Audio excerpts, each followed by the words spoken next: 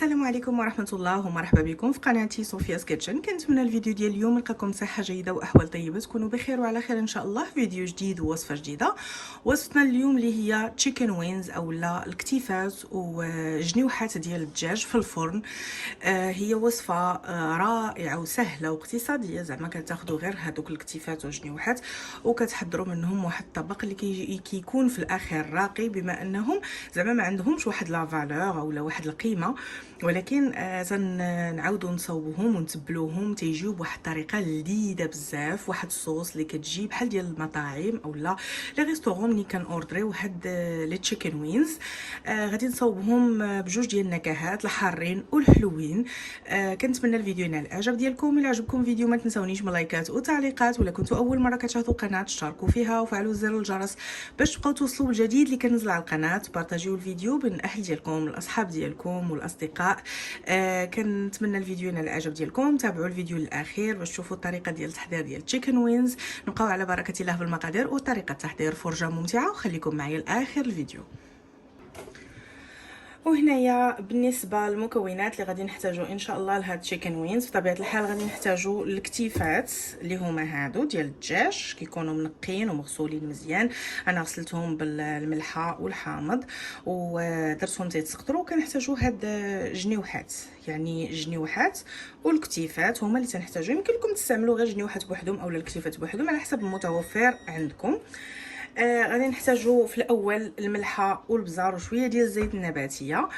غادي ندوزو على بركه الله مباشره لطريقه التحضير، لحقاش فريمون زعما الطريقه ديالهم سهله بزاف بزاف، ما فيهاش شي تعقيدات. لي صوص اللي غادي نستعمل فيهم، غادي نستعمل بافالو صوص وباربيكيو سويت باربيكيو صوص اللي غادي نوريهم لكم حتى يطيبوا لنا هاد التشيكن وينز اللي غادي نطيبوهم في الفرن في الاول. نتوما غادي تشوفوا الطريقه. نبداو على بركه الله بطريقه التحضير. هنا اول حاجه غادي نبداو بها من بعد ما غسلنا الدجاج ديالنا اولا الكتيفات وجنيوحات ديال الدجاج، درناهم تيتسقطروا في واحد الصفايه بحال هكذا. وغادي ناخذ هذاك الورق المطبخ اولا الورق اللي كنشفوا فيه الزيت وكنشفوا فيه الماء، وغادي نحاول نبدا نستف هاد التشيكن وينز اولا هاد الكتيفات هادو والجنيوحات ديال الدجاج باش نشفهم مزيان من الماء، ما يبقاش فيهم الماء. اهم حاجه ما يبقاش فيهم الماء باش ما يفزقوش ليا منين كيكونوا تيطيبوا. سواء كنديروها على هذا الشكل هذا، تردوا عليهم هاد الطريف هذا وتنعصروهم مزيان مزيان، وتنديرهم في واحد الاناء. هانتوما كيخرج الماء كامل وتيخرجوا لينا هكذا ناشفين. غادي نديرهم في واحد الطاوه اللي تكون هكذا متسعه فاش غادي نخلطوهم. غنبني هادي وكل مره كنبدل هاد البابيي باش يمتص لينا الماء كامل اللي كيكون في هاد الدجاج.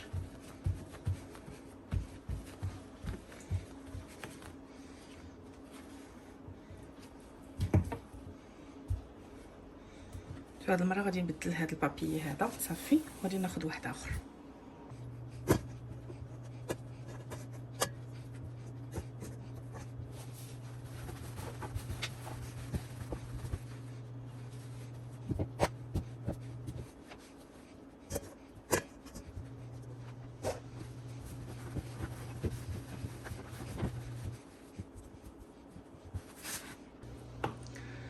ودابا من بعد ما نشفنا هاد الدجاج ديالنا، هانتوما كيف كتشوفوه راه نشفتو مزيان مزيان. ضروري هاد المرحله انكم تنشفوا الدجاج باش ما يطلقش لكم الماء ديالو في الفران. ضروري تنشفوه مزيان مزيان القدر المستطاع. غادي نبداو على بركه الله. غادي نضيف الملح، هذه اول مرحله اننا كنديروا شويه ديال الملح كنملحوهم، حيت هذه هي الملح اللي غادي نضيفو. عاد في الاخر غادي تزاد غير الصوص، وغادي نضيفو البزار اولا البلاك بيبر.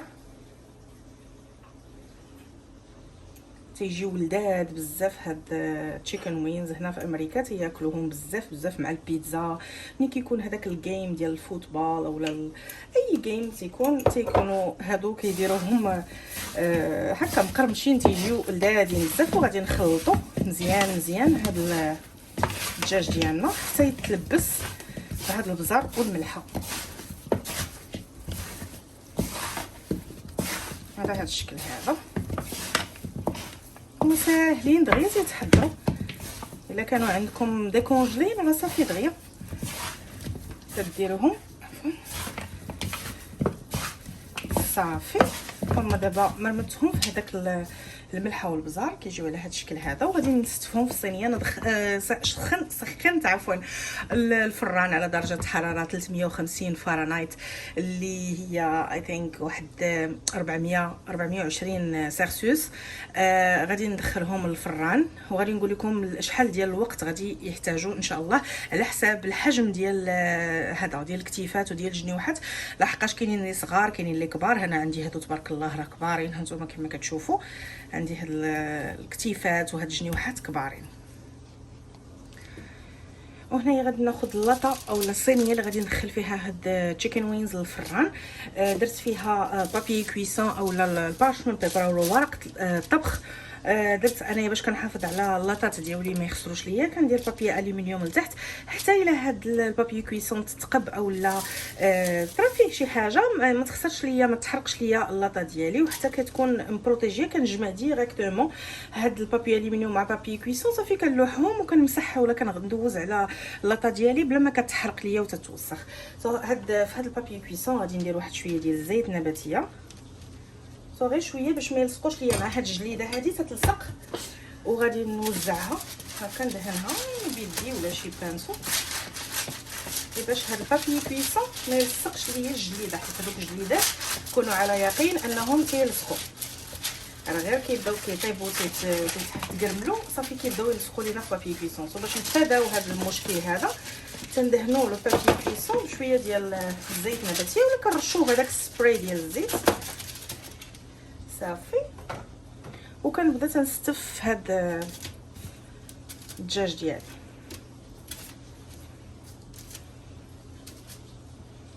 على هاد الشكل هذا تنعمر اللاطه كامله ونخلي بيناتهم اتساع، ماشي نلصقهم، نحاول نخلي بيناتهم اتساع.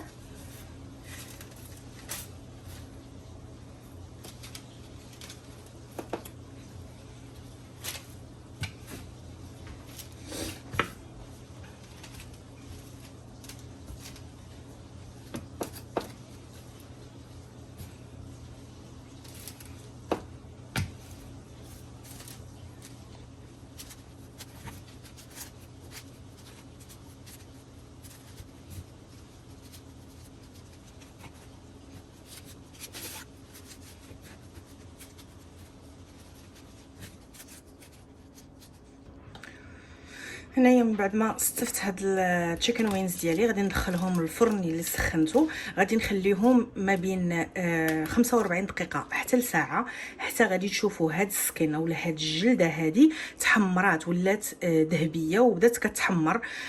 هذا دليل على انهم تحمروا، ضروري خصهم يتحمروا. عاد كندوزو المرحله المواليه. غادي ندخلهم دابا للفران. تقريبا انا هذا الحجم هذا غادي يدي ليا ساعه، وغادي نقول لكم في الاخير شحال داو ليا بالنسبه لهذا الحجم، حيت قلت لكم هذا الحجم ديال الجنيوحات والكتيفات كبار عندي. الا كانوا هكا صغيورين راه كيديو تقريبا ما بين 35 حتى ل 45 دقيقه. غندخلهم الفران وغنتلاقى معكم ان شاء الله من بعد ما يتحمروا ليا هاد التشيكن وينز. سوا هانتوما البنات من بعد ما داز الساعه، هانتوما كيفاش كيكونوا التشيكن وينز. كيكونوا على هذا الشكل هذا. انا راه قلبتهم، خديت واحد طونغ ولا واحد البنس وقلبتهم باش ياخذوا هذا اللوين محمر. صافي دابا غادي نطفي عليهم وندوز باش نحضر الصلصات اللي غادي ندير عليهم. هما كيكونوا على هذا الشكل هذا.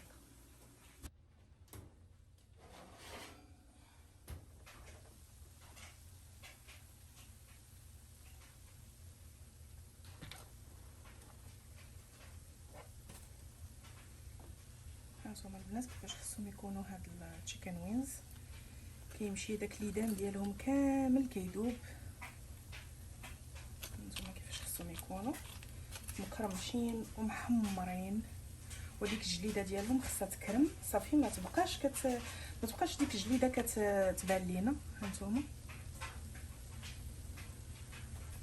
كيجيو رائعين بزاف، ما تصوروش. غادي تجربوهم وغتشوفوا هاد الطريقه. ودابا غادي ندوزو ان شاء الله باش نصوبوا الصوص اللي غادي نمارينيو فيه. انا غادي نقسم هاد الكميه على جوج، وحده غادي نديرها حلوه بالباربيكيو سويت باربيكيو صوص، وحده غادي نديرها بالبافالو صوص اللي صوص كتكون هكذا حاره.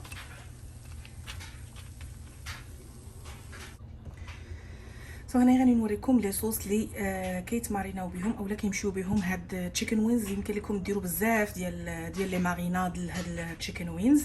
انا غادي ندير هاد التشيكن وينز صوص، هذه كتكون شويه حاره كتجي زوينه. هذه غير كتسخنوا لي صوص صافي وكتبداو تخلطوا. انا غادي نوريكم الطريقه كيفاش. يمكن لكم ديروا باربيكيو صوص، ولا يمكن لكم ديروا سويت سموكي باربيكيو صوص. انا هاد الباربيكيو صوص وسويت سموكي غادي نخلطهم بجوج باش يعطيني واحد المذاق بحال الفومي. غادي نحل هكذا لي صوص وغادي نسخنهم. ضروري ما خصهم يتسخنوا في شي كاسرونه.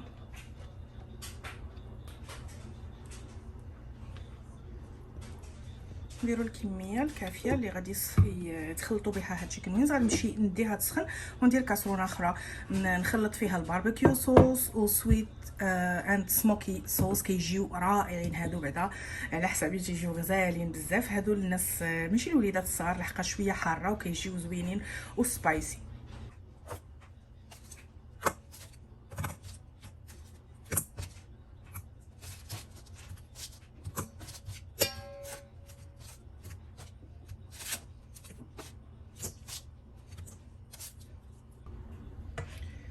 صافي هنايا كيف ما كتشوفوا هي لاصوص ديالي سخنات، وغادي نخويها على هاد التشيكن وينز وغادي نخلطو. ضروري ما لاصوص تكون سخونه باش تلصق لينا في هذوك التشيكن وينز.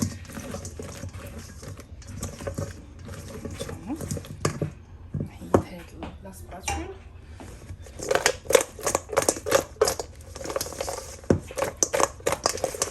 دابا كيف ما كتشوفوا هما تلبسوا بهذيك لاصوص. غادي نخليهم على جانب وغادي ندير صوص ثانيه اللي هي الباربيكيو سويت اند سموكي صوص.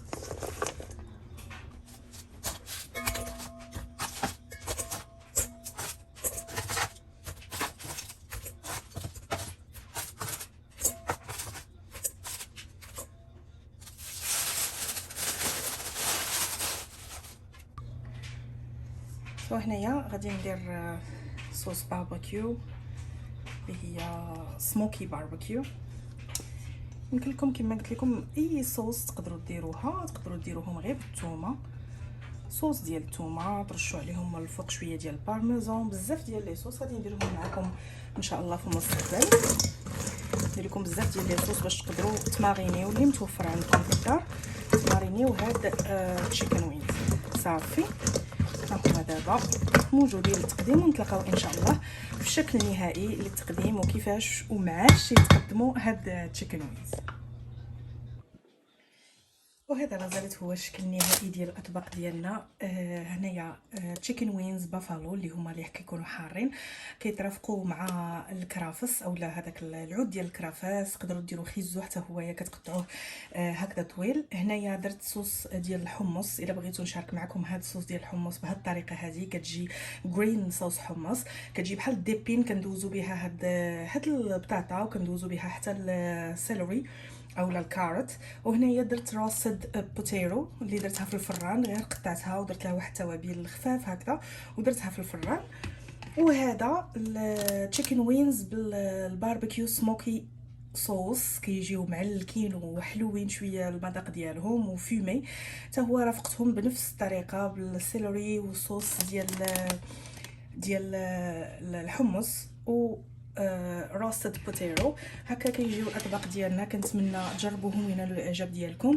شكرا لكم على تتبعكم الفيديو الاخير، وما تنساوش تخليوا لي اللايكات ديالكم اللي كتشجعني والتعليقات حتى هما. اشنو بغيتو ننزل لكم في القناه، وصفات جديده اللي كتشوفوها وما عرفتوش الطريقه ديالها، نقدر ننزلها لكم ان شاء الله في القناه. شكرا لكم مره اخرى، وكنقول لكم السلام عليكم ورحمه الله، الى فيديو جديد ان شاء الله ووصفه جديده. السلام عليكم.